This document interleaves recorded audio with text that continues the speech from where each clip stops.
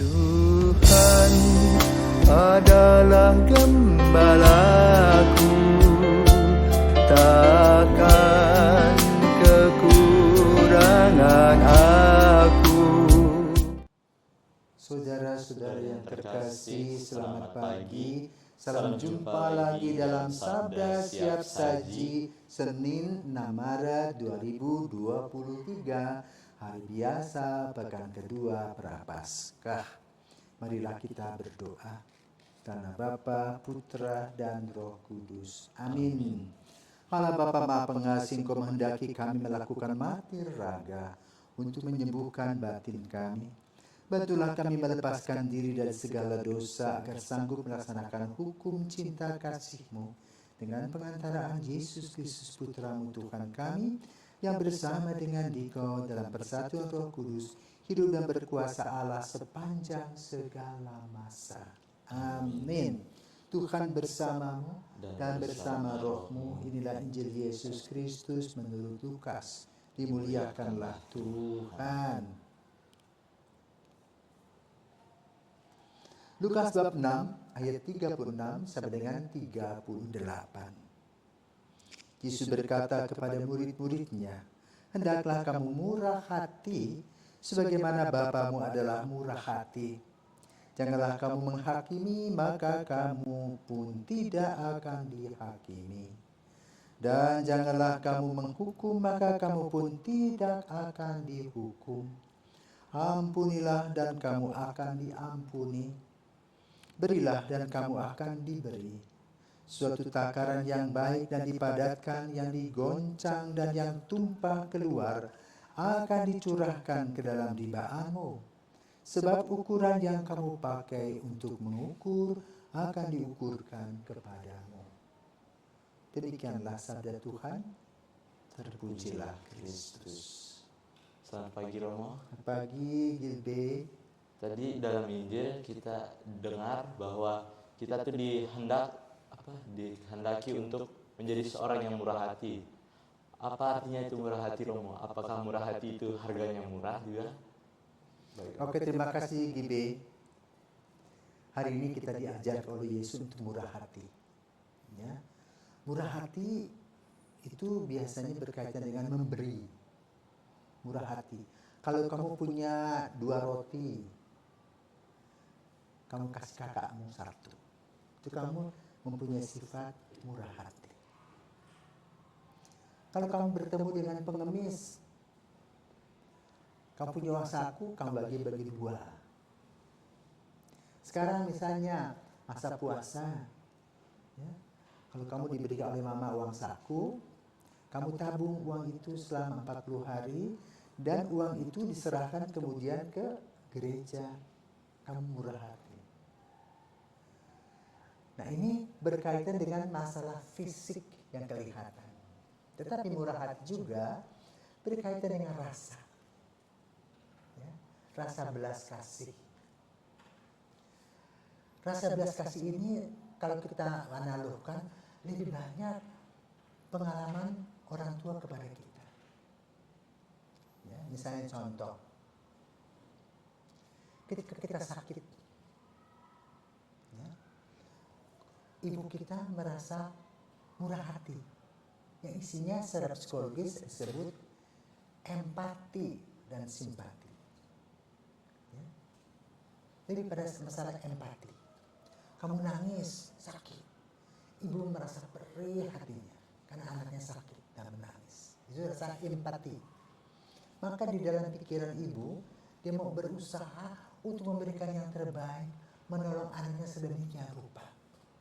Bahkan misalnya saat itu tidak punya uang, harus ke klinik, ya, biarpun sudah punya BPJS misalnya, paling kurang untuk siapkan beli minuman atau apa, dia mampir ke teman yang dekat, pinjam dong uang, anakku sakit. Mungkin dia mau beli makanan itu dia rewel, tolong ya. Jadi boleh katakan dengan rasa empati itu, rasa malu itu hilang. Kalau simpati, merasa ya sudah. Seperti misalnya sekarang kalau kita membahas tentang gempa bumi, ya, di di Turki dan Syria. Ada orang-orang yang merasa simpati, oh kasihan deh, gitu. Sudah selesai.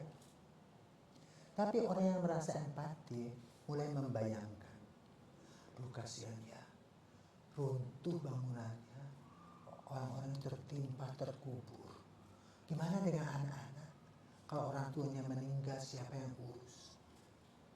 Maka lalu orang-orang ini yang punya empati itu mengumpulkan dana.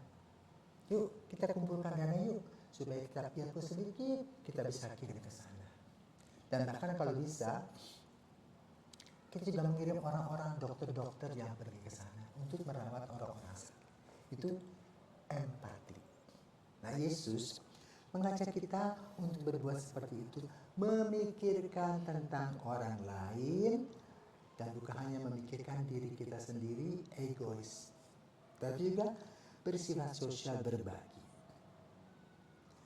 Tetapi juga dalam artian moral, murah hati pun juga harus belajar mengampuni.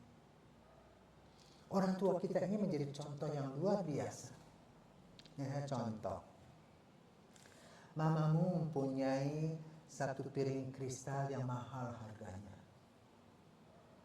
Kamu bermain-main sama kakakmu kejar-kejaran, nyenggol tuh kristal itu. Pang! Pecah. Dan itu belum dibayar penuh nih. Masih kredit. Barang sudah hancur, padahalnya mama beli supaya nanti suatu hari perlu, barang itu bisa dijual. Tapi sekarang tinggal kenangan. Ada ibu yang cubit anaknya sampai luka. Tapi ada ibu yang berpikir begini. Ya namanya anak, walaupun dia memecahkan barang itu, kalau saya sakit itu dia bisa bawa sampai seumur hidup sakit hatinya. Sudahlah, aku hanya kasih nasihat. Supaya lain kali jangan buat lagi ya nak. Itu berasa empati. Artinya dia memaafkan perbuatan kita yang tidak kita lakukan, yang kita lakukan tapi tidak kita sadari. Memaafkan. Sudah juga salah satu arti dari murah hati. Maka Yesus berkata di dalam Injil pada hari ini, ya, janganlah kamu menghukum, maka kamu pun tidak akan dihukum. Ampunilah dan kamu akan diampuni.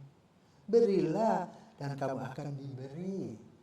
Nah, hal-hal seperti itu tuh terjadi dengan jelas dan nyata dalam relasi kita dengan orang tua. Ketika kamu punya kaki, karena waktu umur kamu ini kan masih terus berkembang. Kakimu sudah pas di sepatu, sehingga karena kuku kita tiap hari bergerak di sepatu, maka di ujung kaki itu bolong.